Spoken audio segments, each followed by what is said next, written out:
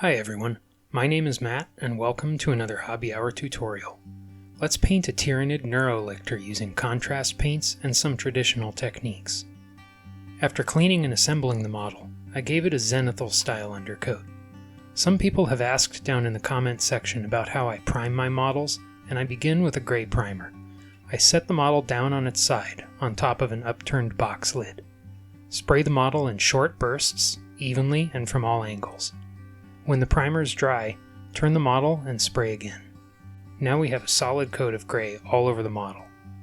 Stand the model up on its base next, and then spray with Wraithbone from the top and sides.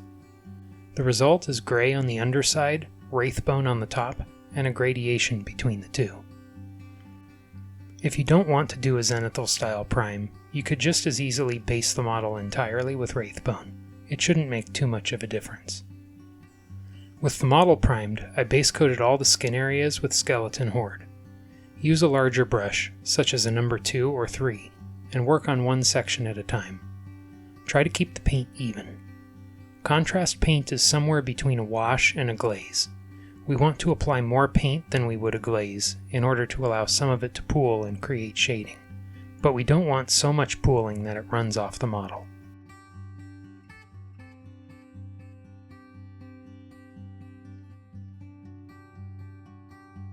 If you apply too much paint, just use a clean brush to soak up any excess.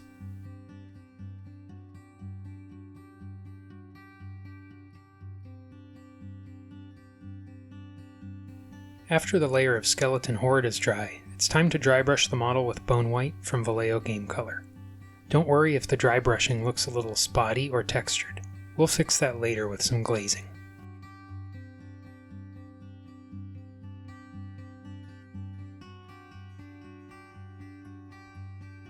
Next, it's time to base coat the scales, using a mix of 3 parts Flesh Terrors Red to 1 part Black Templar contrast paint.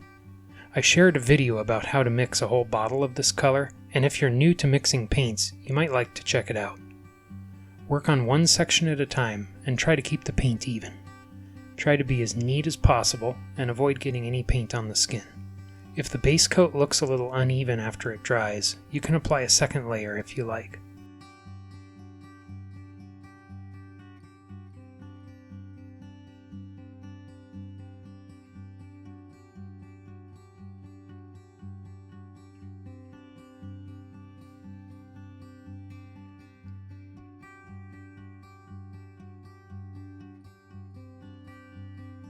Next, I base coated the brain area with Demonette Hide. Here's a tip for painting the really tough to reach areas. Clean off your brush and get just a tiny amount of paint on the very end of the brush. That way you can really control where the paint is, and if the sides of your brush are clean, you're less likely to get paint on the surrounding areas. When the brain area was dry, I applied a shade with Magos Purple. Don't worry if you get some on the red scales. Magos Purple is a very transparent color and it won't show up over the red.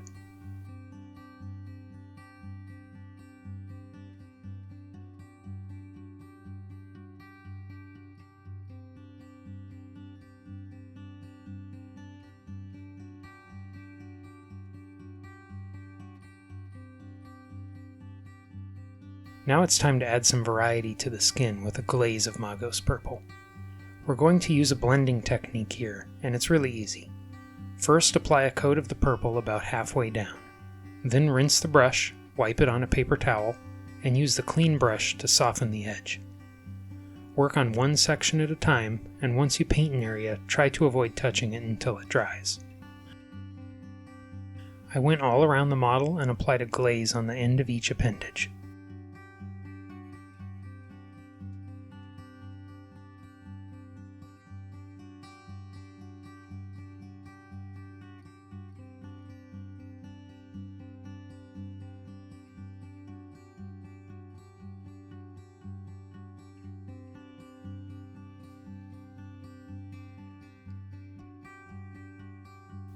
You can apply 2 or 3 more layers if you want to deepen the color.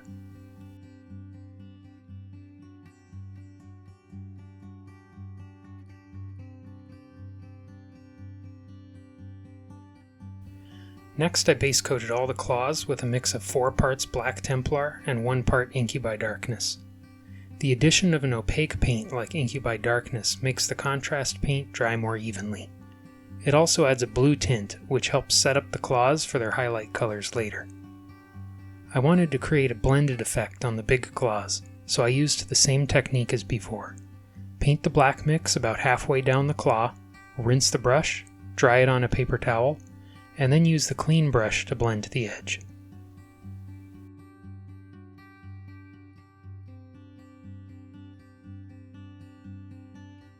Next I painted the details on the legs with Gryph-Hound orange.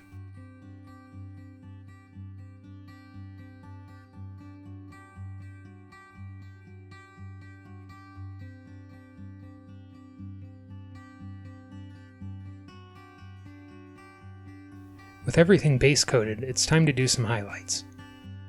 I thinned down some Bonewhite with water, about equal parts, and applied a glaze over the skin. Paint this glaze wherever you feel the model needs it. You can smooth out any areas where the dry brushing looks rough, and you can also highlight any areas where the dry brush missed or where the skeleton horde base coat got too dark.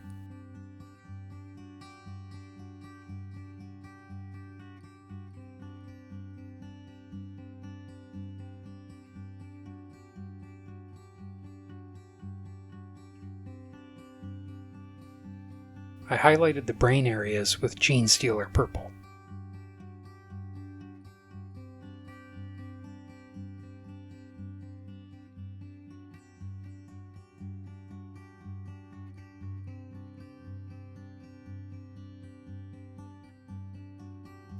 Next I mixed some white into the Gene Stealer purple and highlighted the topmost sections.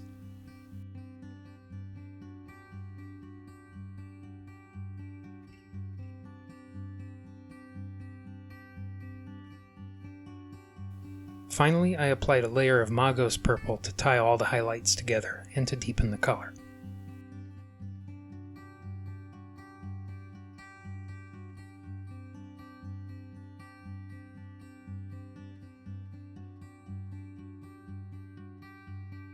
Next, I highlighted the edges of all the claws with Thunderhawk blue.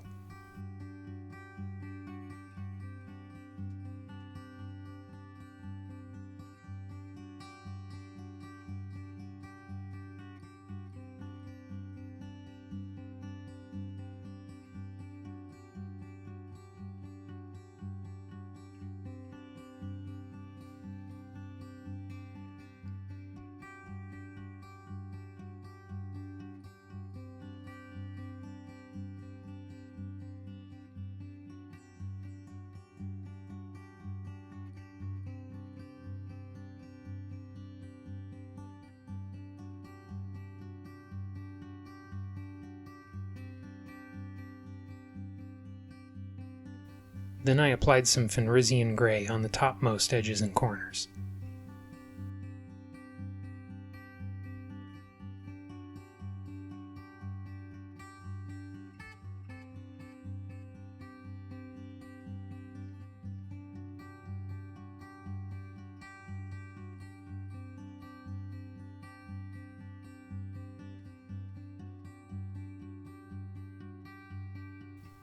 Finally, I painted a couple dots of white on the teeth.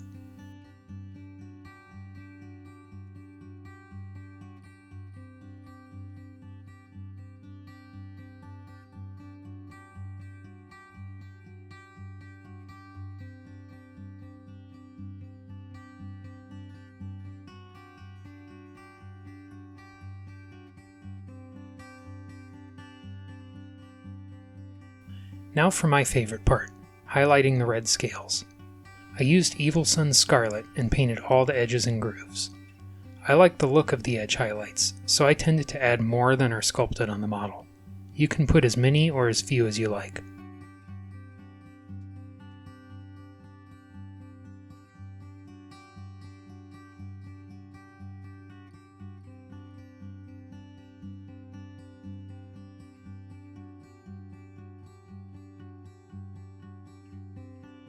I also highlighted the red sections of the claws, concentrating more of the highlight near the top, and using less pressure on the brush near the middle to create a faded line.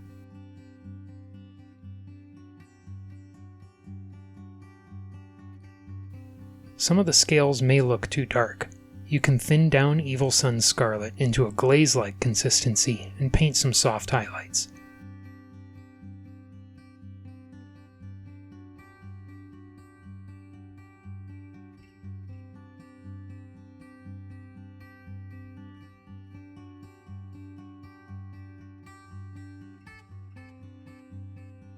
With the red highlight applied, it's time to repeat the whole process with orange.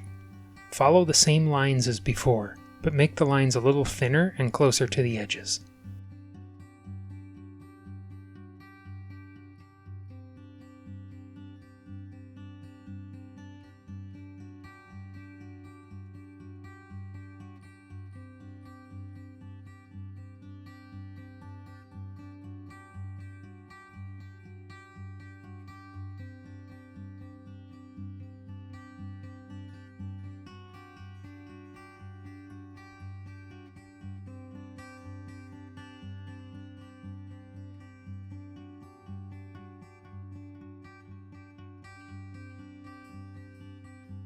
I wanted to apply highlight to the pink areas, but it can be a little tricky to match the color.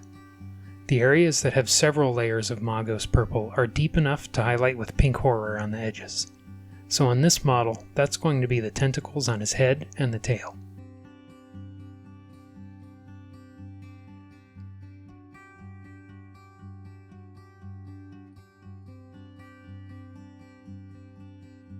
Next, I mixed some Offwhite into the pink horror and applied another highlight.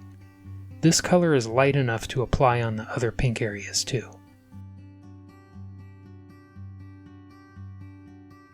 Lastly, I used some Offwhite on its own and highlighted the topmost edges of the skin, and a few of the pink areas too.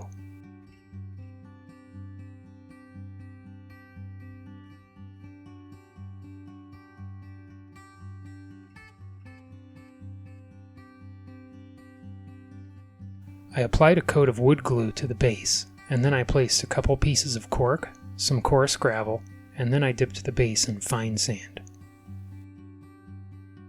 After the glue dried, I base coated everything with Rhinox hide, followed by a dry brush of Mournfang brown, then Balor brown, and finally Bonewhite. I base coated all the rocks with Dawnstone, and then shaded with a wash of Agrax Earthshade. I dry brushed the rocks with Dawnstone, followed by a mix of Dawnstone and Bonewhite. I painted the edge of the base with Mournfang brown, and after that dried, I applied patches of static grass with superglue. And here's the finished Neurolictor ready to join the rest of my growing Tyranid army. Are there any other Tyranid models you'd like to see painted? Or perhaps any techniques you'd like to see demonstrated in a future video? Let me know and drop a comment below. Thank you so much for watching, and until next time, happy painting.